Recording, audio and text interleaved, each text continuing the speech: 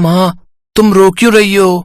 बेटा, तेरे नाना जी की तबीयत बहुत खराब है, हमें जल्दी से गांव जाना होगा।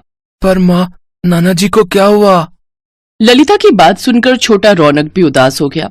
ये कहानी है ललिता और उसके 6 साल के बेटे रौनक की। ललिता के पति मुकेश की बहुत पहले ही मौत हो गई थी। मुकेश के जाने के बाद रौनक की जिम्मेदारी ललिता पर ही थी। वो मेहनत मजदूरी करके रौनक और अपना पेट पाल रही थी। उस दिन ललिता को पता चला कि उसके पिताजी की तबीयत बहुत खराब है और वो अपनी आखिरी सांसें गिन रहे हैं। ये सुनते ही ललिता ने फौरन कुछ कपड़ों की एक पोटली बनाई और रौनक को साथ लेकर रेलवे स्टेशन की तरफ पैदल ही चल पड़ी। माँ, हम ट्रेन से जाएंगे?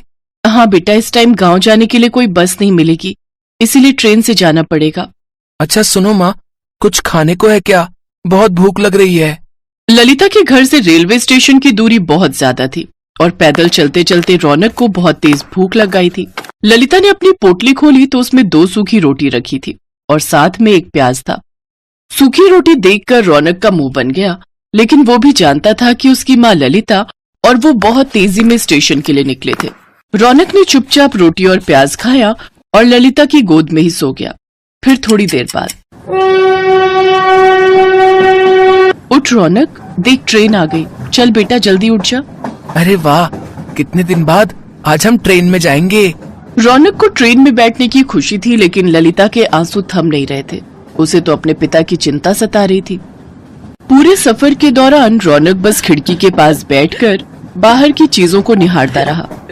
वहीं ललिता बस सीट पर पीछे सिर टिकाए बैठी रही और अपने पिता की सलामती की दुआ करती रही। लेकिन ऊपर वाले को तो कुछ और ही मंजूर था। ललिता के पिता की मौत हो चुकी थी। उस दिन ललिता बहुत रोई। पिता का अंतिम संस्कार कर ललिता रौनक को लेकर वहां से चली आई। पिता के गम में वो ये बात भूल ही गई थी कि उसके साथ छोटा बच्चा भी है और रास्ते में। माँ, भूख लगी है। रौनक की बात सुनकर ललिता को होश आया। उसके पास रौनक को देने के लिए कुछ नहीं था। तभी वहां से एक आदमी गुजरा जो चिप्स और केक बेच रहा था। भैया, चिप्स हैं क्या? नहीं, चिप्स तो नहीं है, लेकिन बस ये एक केक बचा है। अच्छा, कितने का है? छोटे वाले तो सारे बिक गए, बस ये 60 वाला है, बताइए दे दूं? ललिता ने अपनी साड़ी के पल्लू में लगी गांठ खोली तो उसमें कुल मिलाकर बस 40 रुपए ही थे, जिन्हें देखकर वो केक वाला खुद ही वहां से चला गया। रौनक भी समझ गया कि केक लेने के लिए उसकी माँ के पास पैसे नहीं है और खिड़की की तरफ देखने लगा। रौनक बहुत ही समझदार था। उसने अपनी माँ से फिर कोई जिद नहीं की। कई घंटों के सफर के बाद ललिता और रौनक अपने स्टेशन पहुंच गए। वहां पहुंचते ही रौनक रोने लगा। ललिता समझ गई कि अब रौनक से भूख बर्दाश्त नहीं हो रही है। तभी वहां एक दुकान से आवाज आई, पूरी सब्जी खा ली है, 20 रुपए में ही है। उस आदमी की आवाज सुनकर ललिता को ऐसा लगा जैसे उसकी मुराद पूरी हो गई। ललिता ने सोचा कि वो 2 आलू पूरी खरीदेगी, एक रौनक खाएगा और एक वो भी खा लेगी। उसने भी तो 2 दिन से कुछ नहीं खाया था। ललिता ने 40 रुपए देकर आलू पूरी खरीदी। वे बहुत थोड़े से आलू और सिर्फ 2 ही पूरियां थी। ये देखकर ललिता ने अपना डिब्बा भी रौनक को दे दिया। रौनक ने पेट भरकर खाना खाया और फिर शाम को। माँ, पेट में बहुत तेज दर्द हो रहा है और 3 बार उल्टी भी हो चुकी है। इतना कहते ही रौनक बेहोश हो गया। ललिता फौरन उसे डॉक्टर के पास लेकर पहुंची तो डॉक्टर ने उसे बताया कि रौनक को फूड पॉइजनिंग हुई है।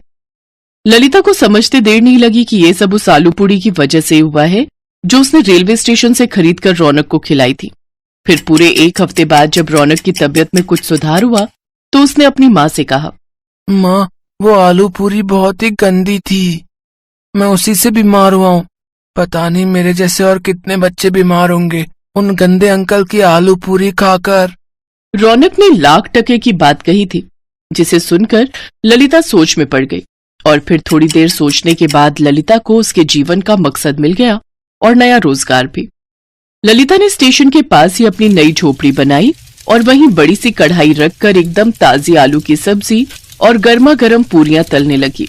आ जाओ, बस 20 रुपए में 6 पूरी और ढेर सारी सब्जी खा लो। उसकी बनाई आलू पूरी बहुत ही स्वाद बनी थी और सिर्फ 20 रुपए में अब वहां हर किसी का पेट भर रहा था। तभी वहां एक औरत आई। उसके साथ एक छोटा बच्चा भी था, जिसे देखकर रौनक ने कहा, आराम से खाओ और जितना जी चाहे उतना खाओ। इसे खाकर तुम्हारी तबीयत खराब नहीं होगी, क्योंकि ये आलू पूरी मेरी माँ ने बनाई है, उन गंदे अंकल ने नहीं। मासूम रौनक की बात सुनकर वहां खड़े सभी लोग हंसने लगे और सामने खड़ा आदमी अपने बासी आलू पूरी के डिब्बे समेटने लगा।